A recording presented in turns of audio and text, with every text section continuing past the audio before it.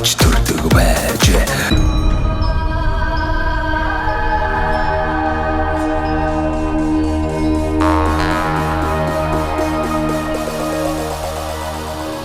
За тэгэхээр бас их сайхан үлгэр жишээ, сайхан үйл ажиллагаа явуулж байгаа юм одоо сум санагдаж байна. Тэгээд яг миний хувьд гэх юм бол нэг 12 жил одоо Монгол улсынхаа бүх баруун зүүн хязгаар одоо урагшаа хойшоо бүхэл аймаг сумуудаар одоо явж байна. Тэгээд нийтдээ нэг 290 орчим сумаар явлаа. Тэгээд тухайн сумын удирдлагууд болон одоо нийгмийн салбарын одоо ард иргэдийн төлөөллүүдээс маш их ярьцлага мэдээллүүдийг ингээд цуглуулсан. Энэ дээр бол бас томоохон хэмжээний судалгаа явагдаж байгаа байхгүй юу? Ер нь Монгол улс маань цаашдаа яаж хөгжих ёстой, хот улс болох ёстой, эсвэл энэ өргөн удам 21 аймаг 330 сумаа хөгжүүлж төвлөрлийг сааруулж амьдрах ёстой юм уу гэх энэ дээр маш их судалгаа, анализууд хийгдэж байна. Тэгээд би нэг хоёр зүйлийг ерөнхийдөө сүүлийн үед их бодоод байгаа. Энийг товоолгож дөвийл гэж бас уриалах гэдэг байгаа нэвтрүүлгээрээ дамжуулж. Улсын хөгжил бол сумаас эхэлтэй гэж нэг хэсэг маш их ураал лооцсон явлаа шүү дээ. Гэтэл бүр сумаас эхэлтэй биш юм. Улсын хөгжил ерөөсөө замаас эхэлтэй юм байна. Энийг бол ерөөсөө явсан газар болгонод ойлгож явж байна. Ялангуяа одоо энэ өмнө говь чиглэлийн дунд говийн зам бол олон жил хил ам дагуулдаг шүү дээ. Маш их маш их хүмүүсийн амнаас эд хөрөнгө одоо сүйдлээ шүү дээ. Тэгээ эн чи одоо Монголыг зорж ирж байгаа гадаадын аялагчдын чинь одоо 70-80% нь говь үүсэх гээд өмнө говь чиглэл рүү яваад идэв. Тэгээ энэ усууд чинь зардлаа хэмнээд тэр өндөр үнэтэй том GP-г унахгүй юм. Прогоно унчиж байгаа. Тэгэл энэ замаар явах чи үгүй хэлнэ шүү дээ. Тэр усууд дахиж ирэх үү? Найс нөхдөө юу? Эсвэл сайхан байна гэж бас хэлэх үгүй юу? Тэгэхээр бид нар нэг аялал жуулчлалаа хөгжүүл нэг засгийн газрын хүртэл бодлого нь яваад байгаа юм. Энэ дээрээ бас яг анхаарлаа хандуулахгүй байгаа юм болов гэсэн зүйл анзаарэгдэж байгаа. За энэ ч яг зүгээр жишээ.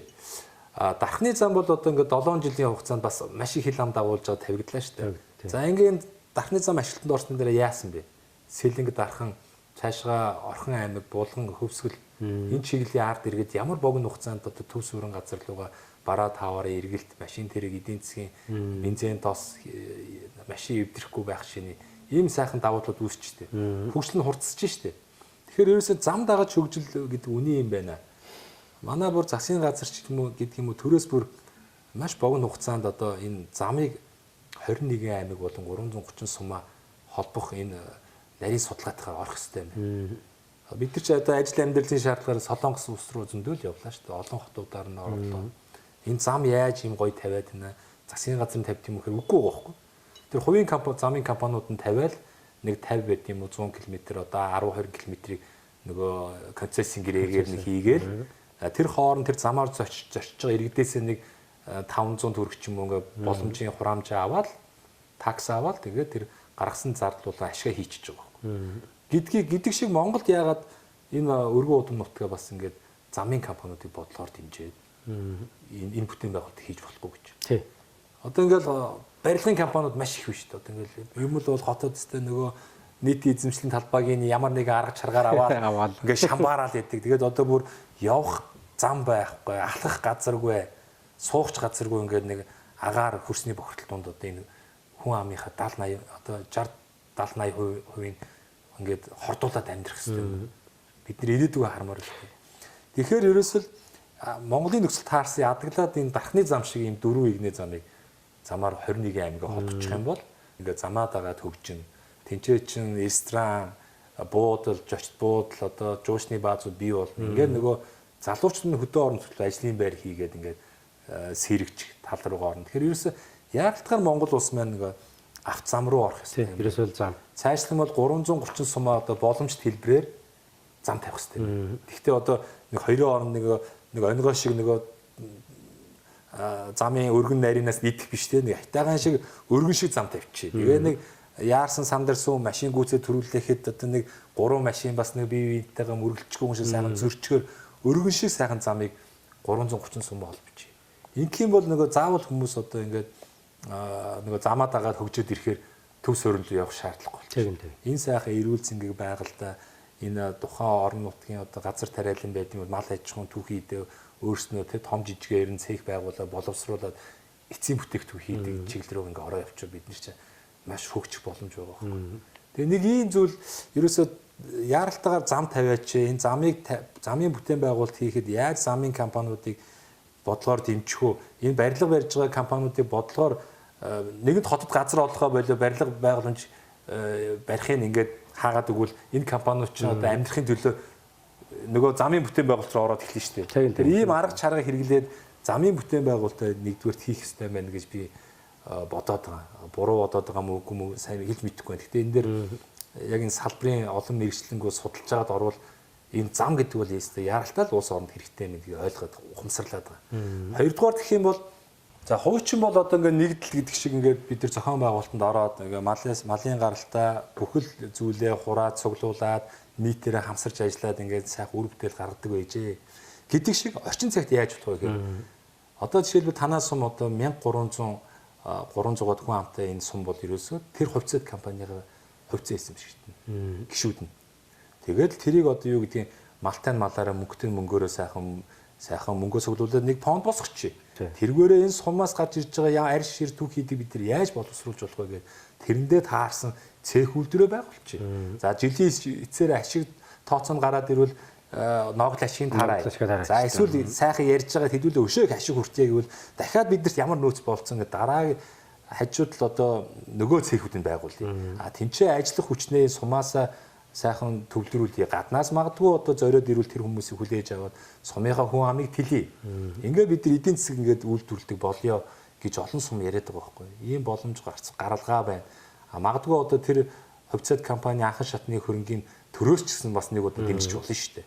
Тэр сумынхан дац хүн амд нь тэр ямар гаралтай түүхий бүтээгдэхүүн боловсруулах боломжтой. Тэнд нь таарсан хөрөнгө оруулалтын төр засгаас ингээд тавьдаг ч гэдэг юм уу. За тэгээд заавал сумын засаг дарга тэрнтэй хутгалтаад авах шаардлага байхгүй. Энэ сумандаа сайхан менежер их туршлагатай нэг нөхөрн төр хувьцаат компанийн захирлыг хийгээд сумын ард иргэдэн хянаад өөрснөө гаргаж байгаа бүтээгдэхүүн тэр өөрийнхөө хувьцаат компанид төвлөрүүлдэг, эцсийн бүтээгдэхүүн үйлдвэрлэдэг. Ийм чиглэл рүү орох юм бол 330 хувьцаат компани Монгол улс эдийн засгаар ороод ирвэл ямар их одоо эдийн засаг маань тэлэх үү, томрох уу? Ийм зүйлийг маш олон хүмүүс яриад байгаа. Тэгэхээр бас хоёрдугаарт би Монгол орон 330 хувьцаат компанийг одоо байгуулъя гэж уриалдаг. Энэ дээр нь төрийн оролцоотойгоор ингээд нэг хоёрын орн нэг хошоо мошоо гэл ингээд нэг босон болоогүй юм бид нэр зөндөөл туршиж үзлээ шүү дээ. Нэг арай өөр зохион байгуулалтанд орё. За болио бүр туушраад 330-гээд үнэхэр хэцүү байгаа бол ядаж нэг бүсийн сумуудын нэгтгээд нэг хувьцаат компани болгодог ч гэдэг юм уу тийм. Адаглаад нэг 200-аад хувьцаат компани үүсгэхэд энэ одоо үнгүүдэд байгаа мал аж ахуй түүхий газар тариалан мөн одоо байгальтай байдаг сайхан самар жимс баялгууд энэ болгоныг бид нар үр бүтээлтэй болгох юм бол Монгол улс одоо хөгжих ойрхон харагдаж байна гэж дүгнээд байгаа. Тэгээ ийм хоёр зүйлийг уриалаад байгаа. Энэ төр та бас энэ сум орон нутагт олон жил ажиллаж амьдарч байгаа хүний хувьд хөрсөн дээрх амьдралаа харж байгаа хүний хувьд ийм боломж болцоо байж болох уу? Болно. Тэр бол болно. Тий. Таны ярьж байгаатай санал нэг байна. Тий. Яалтчгүй одоо орчин үед өнөөгийн нийгэмд бол одоо ерөөсөө л тэр хөгжлийн үндэс бол одоо яг л зам тийм ээ. Зам.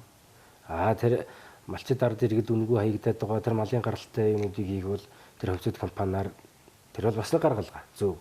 Тийм ээ. Тэр ийм хоёр зүйлийг л бас ингээд одоо яг таны хэлдгээр одоо магадгүй энэ бодлого боловсруулж байгаа энэ орон нутгийн төлөөл бас их хурлын гишүүд байдаг юм уу засгийн газар нь бас нэг анзаарч хараад бас өөрснөө бодлого шийдвэртээ ингээ оруулаасай салбарын одоо энэ мэрэгжлийн улсуудаас зөвлөгөө тий аваасай гэж одоо уриалах гэдэг юм л та. Зөв. Ийм бодож чинь танаа сумын хувьд одоо жишээлх юм бол сайхан ажлын байр бий болох ямар нөхцөл болцсон юм. Ажлын байр бас мэдээж хэрэг нэмэгдүүлэхийн төлөө бас олон жил ярилцаад яаж хэдүүлээ сумдаа цех үйлдвэр яаж энэ хаягдаад байгаа зүйлээ бид нар баялаг болох уу гэдэг юм ингээл зөндөөл юм бодож ярилцдаг бах тий. Тий, ажлын байр нэмэгдүүлэх чиглэлээр ер нь яг хуу сумдууд чинь жишээлбэл нөгөө нэг болсон хүчний хангалт гэж төрийн байгууллагууд бол одоо ингээл яг 100% гүйцэд ингээ хангагдаад ингээд батгцсан орон тоороо ажиллах бас ховор шүү дээ. Тийм тэгэл одоо давхар ажил хийх ч гэдэг. Тийм. Нэг нь хавсардаг ч юм уу ингээд явдаг. Тэгээд яг хуу манай сумын хувьд бол 3 4 дугаар курсээс эхлээд оюутнуудын төлбөрийн төлдөг орон нутаг даагаад төгсж ирээд 3-5 жил одоо Дотор сургалтад ажилланаа. Хариуцлагын гэрээг нь байгуулад ингээ явдаг. Тэгээ тэр чиглэлээрээ бас нэг үе явуудах юм бол бас төрийн албан хаагчдын энэ сул оронтооны одоо юу бол харьцангуй багасж байгаа. Айгүй болж байгаа. Оюутнууд, залуучууд сүүлийн үед нөгөө нэг хөдөө орон нутаг руугаа нутагтаа ирж ажиллах сонирхол нь одоо илүү дийлэх болчиход байна шүү дээ. Нэг Улаанбаатар хот чинь бухимдал ихтэй, стресс ихтэй гэдгээсээ одоо дайжаад орон нутагтаа ирж ажиллах сонирхол нь дийлэнх байгаа учраас тэгээд ийм хүний нөөцийн ийм бодлого хөтөлбөр хэрэгжүүлээд ингээ явдаг. Бусад ард иргэд бусад хүмүүс маань одоо жишээлбэл тэр оршоо хөгжүүлэх сан, сум хөгжүүлэх сангаас бол одоо зээлээ аваад өрхийн үйлдвэрлэлээр эрхэлдэг. Одоо манай одоо дугуйд засвар ажиллаулдаг хүн байна, автосвар ажиллаулдаг хүн байна. Өрхийн одоо хүлэмжийн ногоо эрхэлдэг одоо айл өрхүүд байна. Энэ баруун урдхан нэг нэлээд олон хүлэмж харагдав. Тий, тэр нөгөө юуны улсын их хурлын гишүүн байсан нөгөө мөгццөг гишүүний шинэ хөдөө төслөөр сум болгонд яасан. Тэнд хүлэмж 6 хүлэмж тэнд ингээ үйл ажиллагаа ингээ явуулж байгаа. За тэгээд мөн гэрээрээ одоо жишээлбэл ингээд хуваараа өөр ингээд бууз банш, хэрцэн гурил тэгээд нөгөө нэг ийм түргэн хоолны ийм юмнууд хийж борлуулдаг одоо ийм өрхийн амжиргаагаа залгуулдаг ийм хүмүүс бас байна. Тэгээд сая энэ жил энэ засгийн газраас хэрэгжүүлж байгаа энэ шинэ хоршоо хөдөлгөөний хүрээнд бол нэлээдгүй хүмүүс бол одоо зээлээ аваад нийлээд нэгдээд бас л салбараар янз янзын л одоо юмнууд хийж байна. Жишээ нь сая энэ юун дээр манайх нөгөө нэг жил болгон уламжлал болгон зохион байгуулдаг нөгөө түншлэлийн нөгөө арга хэмжээ зохиодог шүү дээ. Сумдууд юмнууд болдог. Тэр түншлэл үзэсгэлэн худалдаан дээр ихэд л одоо махыг одоо ингээд ялгаад англиад вакуумжуулаад ингээд одоо хийж үл тэр эхэлж байгаа ингээд ийм хүмүүс малчид юмуд байна. Яагаад гэвэл тэд нар чинь зээлийнхээ мөнгөөр тэд нар тодорхой хэмжээгээр нөгөө нэг юуг хөргүүрээ хийгээд хөргүүрээ бариад тэр нөгөө нэг эргэлтийн хөрөнгө болох тэр мал бол малчид өөрсөнд нь бэлэн байгаа юм чи хүмүүс 5 10 нийлүүлээд ингээд тэгээ маха англиа гэдсээ англиад толгой ширийн бүр ингээ хуйхлаад болж штэ. Тий, тэгээд бүр ингээд ясан үлтэр ингээд дотороо нөгөө нэг хорхоос бусдын л ашиглах гэдэг штэ. Нөгөө хорхог нийх, жимби нийх энэ төргээд ингээд хийж эхэлж байгаа одоо сайн хүмүүс малчид бас байна. Нөгөө талдаа жишээлбэл одоо нөгөө цаг уурын байдал чинь одоо нэг үе бодвол арай эрсдэс бас нэг хүн тал руу орчлоо шүү дээ. Одоо ялангуяа одоо манай говийн аймагуд бол ингээд хавар нь одоо жил болгон заавал нэг ийм нийтийг хамарсан ийм нэг шороо шуурга ерөөсөө ингээд жилчнийг удаа болдог болчлоо. Тэгэл энэ гудамж талбай айлын хороо бууцны ард чинь тэрийгээд дагаад их элс овоордог ч юм уу. Айлын хороон дотор бууцсан дотор нэг элс ингээд овоордог. Энэ чиглэлийн гээд бас нөгөө талтаа нөгөө нэг одоо дээр үед чинь одоо дээр хүмүүс техник технологи хөгжөөг байхад л нөгөө жотогоор ингээд хороогоо хөрзөнгөө хоқолдог байлээс нөгөө хорооныхоо доторх хөр хөрзөнгөө хоқолоход чинь одоо нөгөө техникээ ашиглах гэдэг хүмүүс чинь ийм нэг жижиг аврын коучнд их аваад байна л да. Тий. Нийлээл. Тэгэл тэр нь ойр хавийнхаа айлуудынхаа хороо бууцыг төрөөд өгчдөг. Бас нэг ажлын байр болчих. Тий. Тэгэл нөгөө нэг элс мэлс бусад юмнуудаа ингээд төрөөд холдуулцдаг энэ төр гэдэл ийм бас нэг үе бодвол техник эдийн засаг хөгжихийн хэрээр бас сайхан болж байна. Болохгүй байгаа зүйлүүд бас байхгүй бүх юм бас болж бүтэж байгаа талууд бол зөндөө л байгаа. Тийм. Тэгээд иймэрхүү өрхийн үйлдвэрлэл эрхэлж байгаа хүмүүс бол нэлээдгүй манай Баян жаргалан сумд байгаа. Тэгээд тэр хоршоо шинэ хоршоо чиглэлээр нэлээдгүй одоо сүүн бүтээгдэхүүн үйлдвэрлэдэг одоо хүмүүс байна. Бүр ингээд одоо брэнд болгоод ингээд явж байгаа хүмүүс байна. Одоо нэг 5G эдэний ар бол цагаан сараараа өрдөг юу гэж нөлтөрөөд ингээд янз янзаар нь өдр одоо хийж байна шүү дээ. Тэгээд ийм юмнууд өдргээд бас яг хөө тодорхой хэмжээгээр өөрснийхөө төлөө үйл ажиллагаа явуулаад ингээд явж байгаа хүмүүс байна. Тэгээд би одоо жишээлбэл би одоо сая сумын засаг дарга болохоос өмнө энэ сумын хоршоо хөгжүүлэх сангаас хүлэмжийн ногоо эрхлэх гэж зээл авсан. Зөв. Тий, одоо манайх үйл ажиллагаа явуулж л байгаа л да. Тэгээ эндээс гараад бас гэрээр очиод тэр юугаар танилцаад юу гарыг тий. Тэгээ хамгийн гол нь одоо очиход нөгөө нэг хүлэмж маа нөгөө ногоонуудаа бол хураагаад явж учраас байхгүй. Гэтэ ерөнхий юугаар танилцуулаад байр юугаар танилцуулаад ингээд явъя. Тэгээ бас тэр хүлэмжийн ногоо эрхэлж байгаа айлаар нэг орё гэж бодож байна. За энэ дугуйд засварын үйл ажиллагаа эрхэлж байгаа нэг залуу бий. Тэр бол бас их хөдөлмөрт залуу байгаа. Дугуйд засвар хийдэг, төмрөөр одоо явуулын пүүдэг, богоончиг юм хийдэг, барилгын дотор заслын одоо юмнууд хийдэг энэ төр гэдэл бас ингээд бас нэлээдгүй хөдөлмөрлөж байгаа сайхан залуучууд байна. Ер нь сүүлийн үед залуучууд бас хандлага юу нь өөр болж байна. Тэгээ миний нэг ганц нэг эмзэглэж явдаг юм ерөөсөө энэ сум орон нутагт одоо тухайн үеийнхээ нөгөө нийгмээ дагаад юм уу одоо ингээд энэ архины л одоо энэ цэгцэлж болдгоо зөвхөн нөгөө нэг хувь хүний ухамсартай хувь хүнтэй холбоотой асуудал учраас одоо ганц шийдэж чаддаг одоо санаа зовоодаг асуудал энэ л байдаг. Бид нар одоо одоо юу гэдгийг нэгэнт нөгөө нэг үйлдвэрлэгч нарын хориогүй үйлдвэрлэж л байгаа бол тэр хүмүүсийн хэрэгцээ учраас аваад хэрглэж ил байна. Тэгээ энэ хүмүүсийн чинь чи ярих уулаа гэн ил нэг загнан далд нэг янз бүр болно. Тэгэл энийгээ дагаад нөгөө гэмтэргийн бас актер юмнууд гардаг учраас тэгээд энэ нийгэмд нэг арай нэг буруу үлгэрэл дуурал болоо яваад байна уу л гэж зүгээр дотроо иргэн хүний хувьд би харамсдаг. Төрийн ажил хийж байгаа хүний хувьд бол одоо энийг энэ зохион байгуулалтанд нэг оруулаад одоо бас нэг хэмжээ хязгаартай болох гэсэн гэдэг. Тэгээд нөгөө хууль журам юм одоо захирагдаад явах болохоор тэгээд яач ч байхгүй нэг талдаа нөгөө талдаа нөгөө иргэн хүнийх нь өөрийнх нь ухамсар хүмүүжлэлтэй холбоотой учраас бас энэ зохион байгуулж чадахгүй бас иймэрхүү ажлууд юмнууд байна. Тэгээд яг хоо залуучууд ихтэй өөр болж байна. Одоо арх тамхи хэрэглэхээ одоо болж байна. Хэрэгэлсэн ч хэмжээ хязгаартай байдаг болж байна ч гэдэг юм ингээд нэг үе явуудах юм бол бас сайхан болж байна. Сайхан зүйлүүд бас нэлээдгүй зүйлүүд байна. Юу яах вэ? Одоо бас нэг үеуд бол бас сум орон нутгийн хөгжил чиг хандлага бол шал өөр болчихлоо шүү дээ. Гэхдээ энийг одоо бид нар сэтгэл ханж болохгүй. Энээс одоо сайхан байх боломж бол бүрэн дүрэн байгаа. Энийг сайжраал явах. Бид нар чинь хүний амьдрал бол одоо бас богинохон шүү дээ. Нэг ганцхан жарнаар л хэмжигддэг. Тэгээ энэ хугацаанд бид нар одоо алийн болон хүлээж амьдрах уу? Тэгэхээр энэ хөгжлийг төрсгөх хэрэгтэй байна. Ая тухтай үр хүүхдээ ая тухтай орчинд амьдруулмаар ирээдүйн Монгол улсаа нэг айтайхан улс орн болгоод хүлээлгэж өгмөр байна. Энэний төлөө одоо зүгээр бодоод хараа суугаад ах биш бас өөрснөө гар бие оролцож одоо явах ёстой юм байна. Ялангуяа хөдөлмөрийн насны одоо арт иргэд мэн гэж бодогдож явах юм да. Тэгээд хоёулаа ч бас нилээдгүй бол нуршлаа, нилээд ярьлаа. Тэгээд та бидний ярианаас авахыг аваад гээхийн гэн үз. Тэгээд ер нь бол Монголынхоо хөрсөн дөр нийцсэн яг л энэ амьдрал ахуйд нь таарсан л тэр хууль дүрм журмнуудыг л одоо энэ бидний итгэлийн хүлээ сонгогдсон ирхэм хүмүүс мэн одоо хийж хэрэгжүүлээсээ энэ хүмүүс мэн дарга болчоод ингээд тэнгэрийн юм одоо яриад эсвэл хууль батлаад бити яваасаа ойр ойрхон тойрогтой ирж ард иргэдийнхаа одоо энэ амьдрал хавуудтай нь одоо сайхан танилцж тий ингэж явдаг байгаасаа тэгэл нэг 4 жил болохоор л одоо хайртай дуртай гэж нөгөө ирдэг энэ зүйлээ болий. Тэгээд одоо сайхан чуулганы бус цагаараа тийм ээ орон нутгаараа тойроод жинхэнэ л одоо ингээл ажиллаа сайхан хийдэг хүмүүс баймаар байна л гэж одоо бодогддөө шүү дээ. За тэгээд энд хүрээд хоёулаа ерөөхдөө яриагаа өндөрлөе. Манай нэвтрүүлгийн хамтрагч нэг байгууллага байгаа. Мөнх Ампер Construction гэж одоо энэ залуучууд маань Монголдо одоо барилгын материалыг хямд чанартайгаар үйлдвэрлэхийг зорж байгаа энэ залуучууд. Мөнх Ампер Construction. Тэгээ манай нэвтрүүлгийг үзэх дуртай.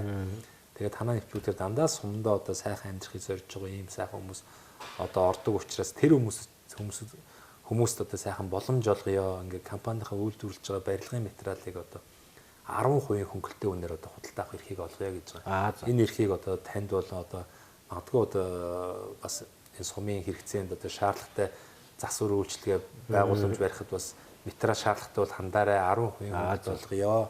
За энэ одоо залуучууд маань нөгөө лего блок гэдэг ингээ сүүлийн үед их хэрэгэлдэг болоод байгаа энэ том юм лего блокийг үйлдвэрлэж байна. Мөн одоо вакуум цонхнууд за хөөсөн дулаалга сэндвич хавтангууд тийм ээ хам дээврийн сэндвичийг одоо зузаан нарийнаар нь хийж байна. За мөн одоо барилгын дотор гадар одоо будаг имүүлс гадна талын одоо чулуун будаг фасадны будаг гэх мэтлэн ийм одоо зүйлүүдийг хийж байгаа. Ер нь байшин барилга байгууламж барих шаардлагатай бүхэл материалуудыг одоо их орондоо одоо хямд чанартайгаар хийхийг зорж байгаа юм их оронд залуучууд байгаа маа. За ойлголоо. Энэ бол та боломжтой үедээ хандаарай. Тэгээд баярлалаа. За мөн дээрээс нь одоо та энэ завшааныг ашиглаад одоо энэ сайхан Баян Жаргалан сумынхаа уугуул суугуул зон олон ард иргэдтэй за мөн одоо Монгол орны өнцөг булан бүрт суугаад таныг таньж мэддэг сайхан найз нөхөд ахын дүүстэй энэ нэвтрүүлэг гарах өдрийн чин сэтгэлийн сайхан мэдлэгийг хүргээж тэгээд магадгүй нэвтрүүлэг маань одоо маш олон дугаар хийгдэж байгаа юм л да. Одоо Дундгой аймгийн хэмжээний одоо 150-аад сурал хийгдэнэ. Энэ маань одоо ингээд цацагтаад явхад бараг л эх оны одоо танаа бас 100 жилийн ой болохын өмнөх нь бараг гарч магадгүй юм. Тэгэхээр бас энэ завшааныг ажиллаад 100 жилийнхаа ой мэдлэгийг өөрчлөлт хүргэчихнэ. За. Тэгээд юун төрөнд зорж ирсэн тань талархъя. Тэгээд энэ нэвтрүүлгийг үзэж байгаа Монголын нийт ард түмэнд аз жаргал, эрүүл энх хамгийн сайн сайхныг хүсье. Баян жаргалан сумынхаа нийт ард иргэдийнхээ өмнөөс хүсэж байна.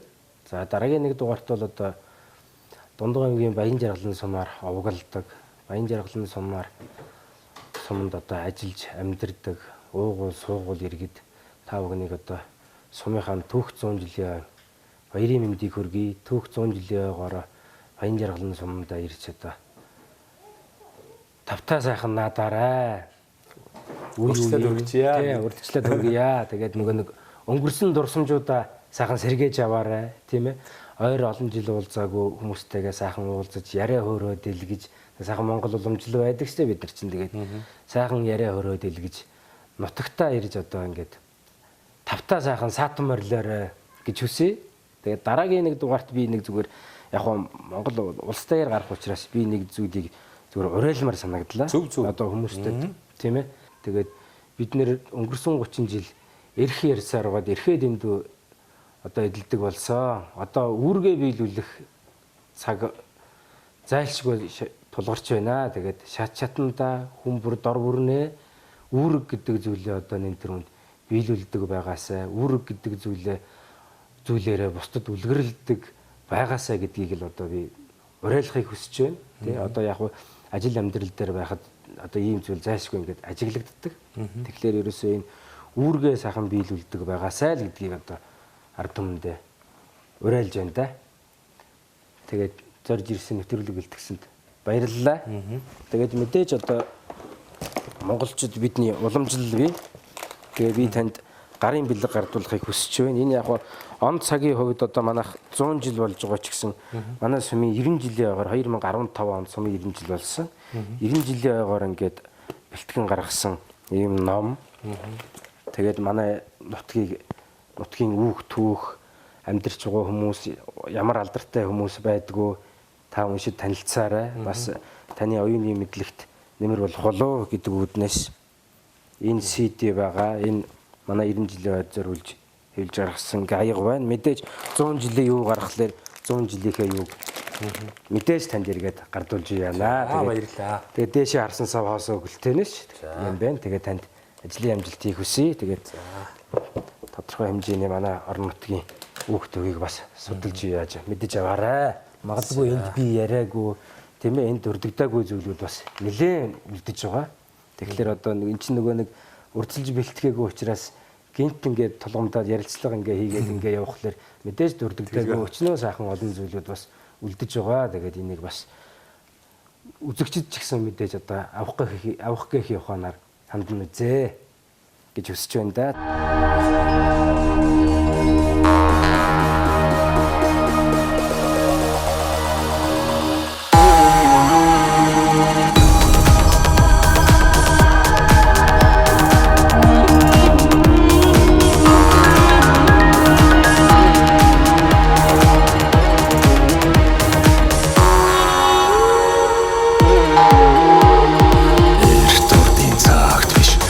Цаг үе тийм эгэл олон ард түмэн аж төрдөг бай.